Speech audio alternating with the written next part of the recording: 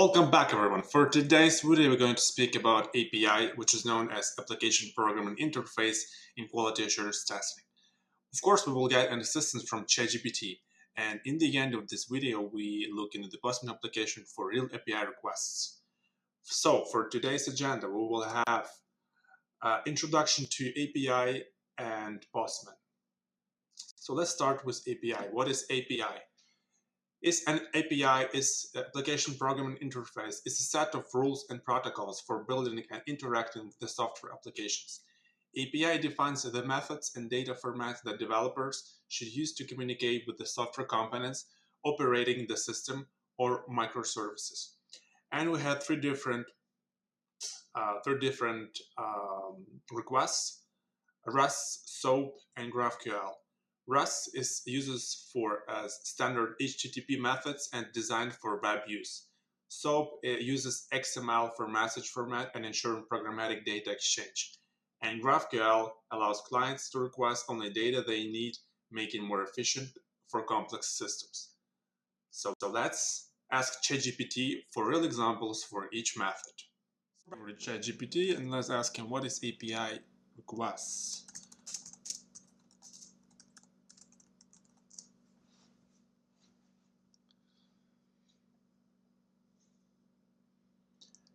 And it lists in us the elements of the API request, and from the beginning it says that definition: a request is a call or a message sent to the application programming interface to perform a specific action, such as retrieving, creating, updating, or deleting data. This is how you communicate with your server. For example, you are working on some application and you requesting some information or adding some information, updating, creating an account. It's going through the requests, and you receiving information or updating or creating it. And every API request has endpoint such as URL. This is the link where you send in this request. For example, here we have HTTP API example com users. This is, for example, you create a new user and you send in a request API to this link with following information: your name, your surname, a phone number, email address, and it's transformed into JSON. This is kind of language that API works between itself and understand it, or any other information, and creating the user for your application or for service you wanted to work with. Also, it has HTTP method. There are a few. As I mentioned, you can get some information. For this case, we will use get. Posts. This is creating new information. Speaking of users, for example, if we want to use get information, we can get the list of users who are, like, for example, present on some social media or in any platform. Posts to create new user. With patch, we can update some information, for example, our email or phone number, and delete. Also delete user or any other information we have present in the system. Also, we have headers. This is may have some content type or authorization, API keys, or tokens, which we're using for our request, because request is not, it has to be secure and it has to be unique for creating or updating for your user. So only you can do this using specific API key. Body payload, for example, the information you want to provide for your user or update your user. Parameters, the things we adding to our URL, our endpoint, could be ID or a user's ID. And here's an example of API requests. For example, we have method HTTP method get, which is we're getting some information from the server. We have endpoint API example com users 1 2 3. This is endpoint header. We adding our token, authorization barrier token, so we have like unique authorization value to get information from the server. And for example, we getting the response of this from the server, and we receiving like ID of the user, his name, and his email. So let's get back to our presentation and sum up some theory we've learned in the ChatGPT. So request is made when application calls the API endpoint and includes all the information needed by the API to fulfill that request. This includes the request method, headers, and sometimes request body. So for methods, we must say that common HTTP methods used in API include get, retrieve data, post, send new data, or create new user or element, or put a method which updating existing data or updating the user. We've seen in an example in ChatGPT, and delete, removing some data. Also, it must have headers, provide some essential information to both server and client, such as authorization information, authentication, and other metadata. And body. Now, all requests have a body. For example, we've seen in ChatGPT when we were using get method, we didn't have a body.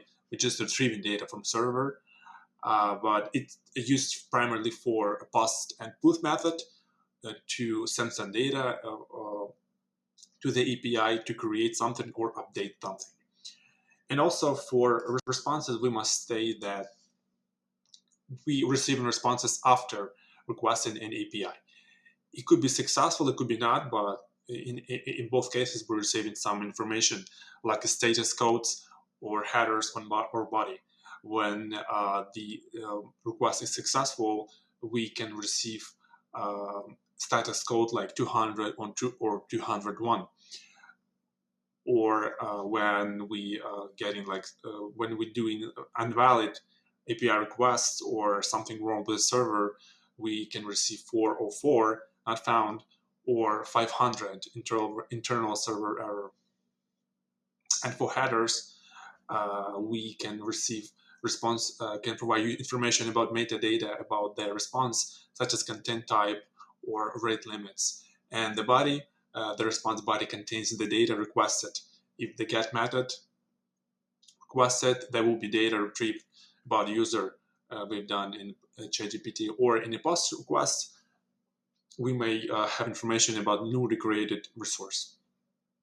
So let's do our practice on Postman and do some simple API requests. Now we have a website with fake API for our testing purposes. We may try here some requests with get, post, put methods.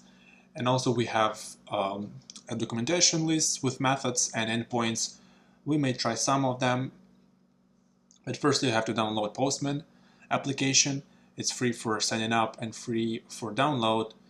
After you do that, you may try copy that endpoint for get method and just create a new HTTP request, pasting it over here. So that means you are looking for users, in particular endpoint, and as you may see, we added a page 2 query, which means we wanted to see only users located on page 2. So let's send it out, and we have 200 successful status code, which means we succeeded, and we have a list of users located on page 2 in our database. All right, so let's get back to our documentation and let's try to create new user. So for that one, we need a different kind of endpoint.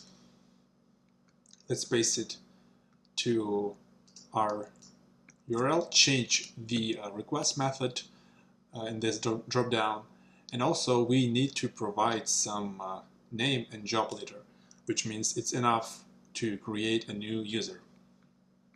For that one, we have to go to body, select row, and paste it over here. We may modify it by settings and test and send it out.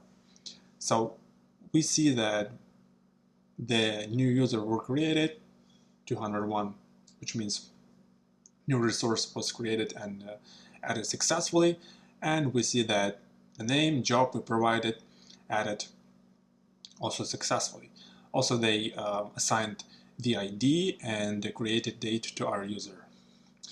Also, you may do anything you want with this request, because Postman providing a lot of functionality for creating and sending requests to any application. And you mentioned that we didn't provide any authorization parameters or any authorization information, because mostly applications require you to provide API keys or tokens to work with users via API. But this is fake API and it didn't require us to do anything like that. So yeah, mention that.